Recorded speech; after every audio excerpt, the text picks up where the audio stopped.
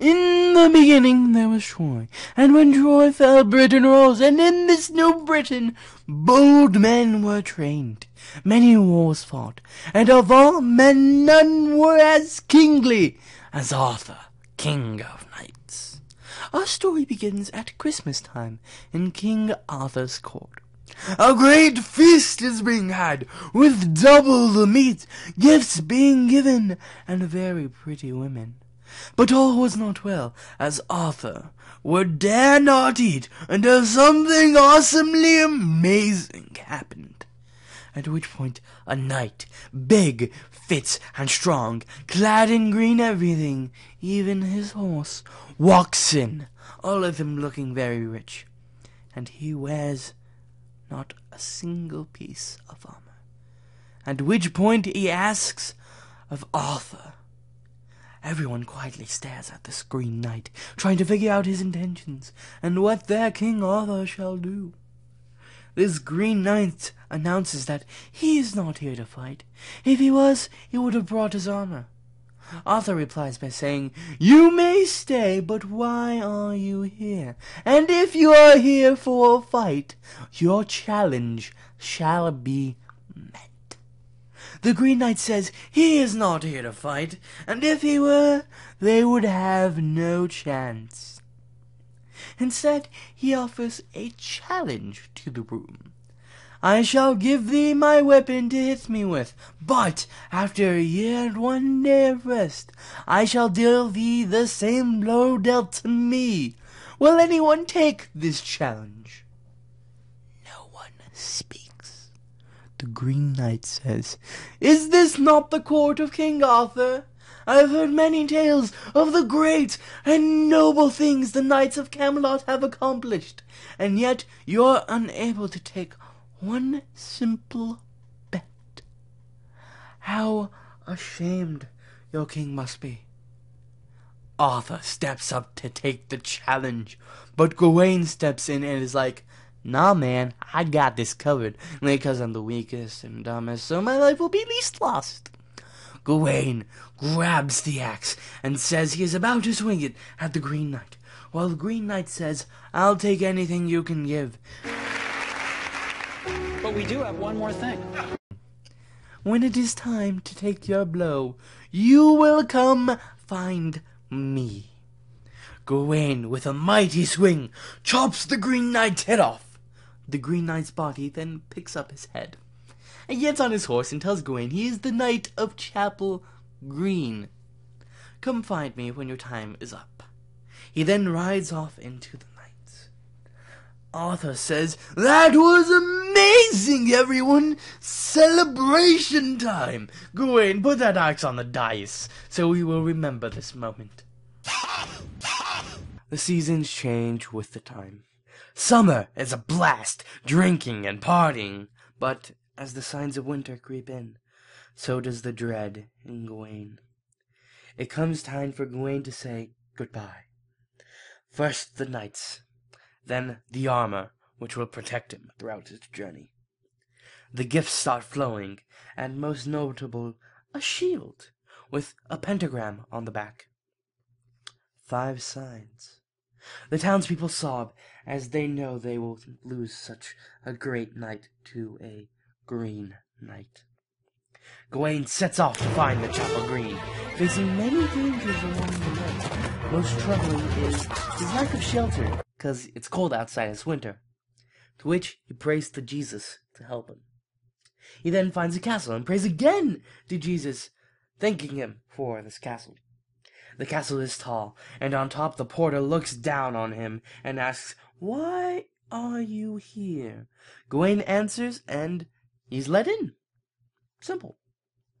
The lord of the castle brings everyone to a chamber, where they feast and get very, very, very, very, very, very, very drunk. Gawain tells everyone stories of where he's from, and the commons thank him so much for him being there. To them, he is a blessing. Gawain then goes to a church and meets the Lord's wife. And no tag. Nothing suspicious here.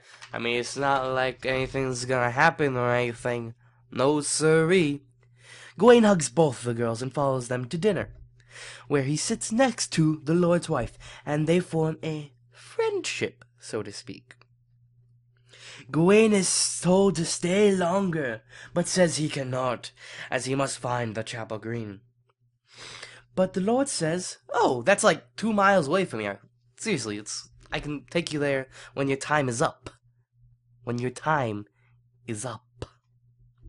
And so Gawain decides to stay. And Gawain and the Lord then make a bet. Whatever Gawain wins in the castle, he shall give to the Lord. But whatever the Lord wins on his hunt for meat, he will give to Gawain. The Lord prepares for a hunt against a female deer, and sets off.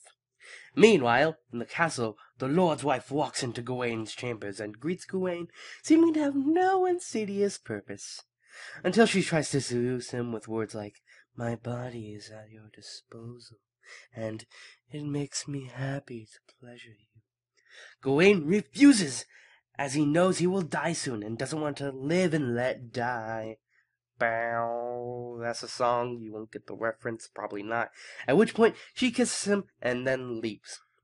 Meanwhile, the Lord returns with their game, cuts it up, and starts handing it out to everyone. And Gawain kisses the Lord because of their bet. Gawain and the Lord make the same bet for tomorrow as well. Today, the Lord hunts a boar. If you ask me, I think that's kinda boring. But, anyone? No. Meanwhile, the Lord's wife and Gawain talk of love. Gawain offers a kiss. She accepts. She asks, "Why haven't you told me any stories?" Gawain says, "Either I am not skilled enough, or you are not fancy enough." And then she leaves after kissing him again. Oh boy, another kiss. Meanwhile, the Lord's dog dies hunting the boar. The poor dog, no! And the Lord almost dies as well, but by striking the boar with one swift blow to the heart, he survives. And then he starts carrying the meat back to the castle. The Lord returns and calls everyone to dinner. Gawain kisses him twice and they celebrate. Gawain wants to leave, but is convinced to stay one more night by the Lord. Okay, routine time. Lord hunts a seemingly magical fox again. Another hunt, woohoo. Meanwhile, the Lord's wife tries to seduce Gawain, but this time with a little less clothing on. She wakes him up with a kiss. They talk about love, and the lady is upset because he can't give her some love. Gawain is given a girdle instead because she can't give him the love that she wants to as a present, and he is told not to tell anyone about it. No one. And then she gives him a kiss goodbye. At this point, Gawain goes to church to pray for absolution or forgiveness. Meanwhile, the Lord and his men return with the fox. Gawain gives more kisses to the Lord and says he must leave on the morrow. Ahem. Ahem. Ahem. Freak! Come on, you had one job. Come over here and say it. No, don't give me that. Just come over here and say it. Just take a second, okay? Just 4 seconds. Just come over. Thank you. And now comes the next day. Gawain wakes up, gets dressed very nicely, and does not forget the lady's girdle, which he was given. Gawain then prays for the people in the castle and wishes them well. The bridge is let down for Gawain and a squire, for which he shall guide Gawain to the Chapel Green. The squire says that, "Gawain, you are amazing, and so I must say this. If you ran away right now, I wouldn't tell anyone. I would tell no one. You could just run away, leave this place, and not die. But Gawain is going, for better or worse." The squire says, "I understand you will go, but this is on you. I tried to stop you. So whatever happens next, you are responsible for." Gawain looks around for the chapel and wonders if the Green Knight worships the devil here. At which point he hears the Green Knight sharpening his axe from his secret tunnel. Secret tunnel. Gawain calls for the Green Knight to come out and face him. The Green Knight jumps out swinging and recaps their deal. You shall be dealt the same blow you dealt to me that very fateful day, 1 year and 1 day ago. You shall take it as I did, with no fear and no whining at all. The Green Knight swings his mighty axe at Gawain's head, but at the last second, Gawain jumps out of the way out of fear. And he says, "Don't worry, I did that once, but my nerves, they're gone. I shall now present myself to you." And now, after Gawain takes off his hood and cloak, the axe is swung once more, and Gawain's head is chopped off. The end. He dies. Goodbye. In reality, Gawain only gets a nick on his neck. It's not that bad. It's just a nick. It's just like a tiny cut. No big deal. Gawain then jumps for joy and it's like, if you hit me again, I get to hit you back. Like, no, that was your one hit. You're done. I've won! But then, the Green Knight reveals himself to be the Lord. What? These plot holes. I see so many plot. I'm not gonna mention them. Nope, just ignore the plot holes. Okay, just ignore them. All right. Plot holes gone. Okay, good. The Lord says that he hit him because he did not accept the deal fully. He did not give him the girdle.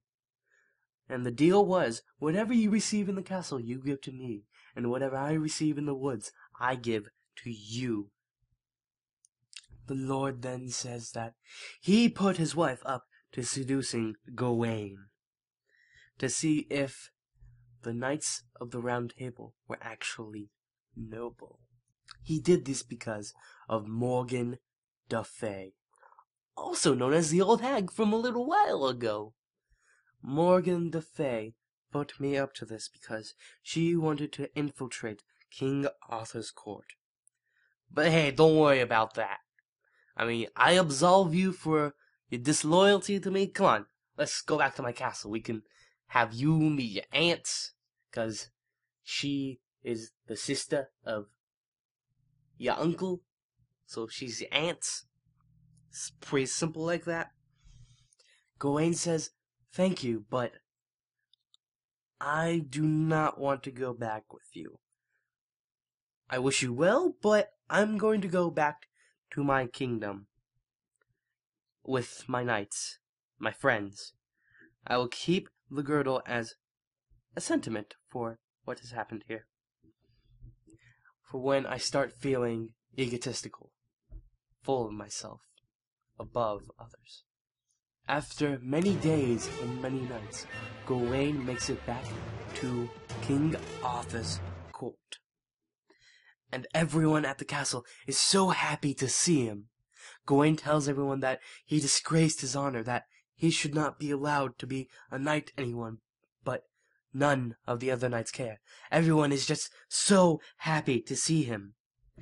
At which point Gawain shows the girdle in sentiment to what happened of him breaking his honor. At which point all the other knights bring out their own girdle and wear it. And they're like, "Don't worry, it's not that bad. I mean, it's just a girdle. Don't worry about it." Even though Gawain will feel ashamed of this for the rest of his life. The end.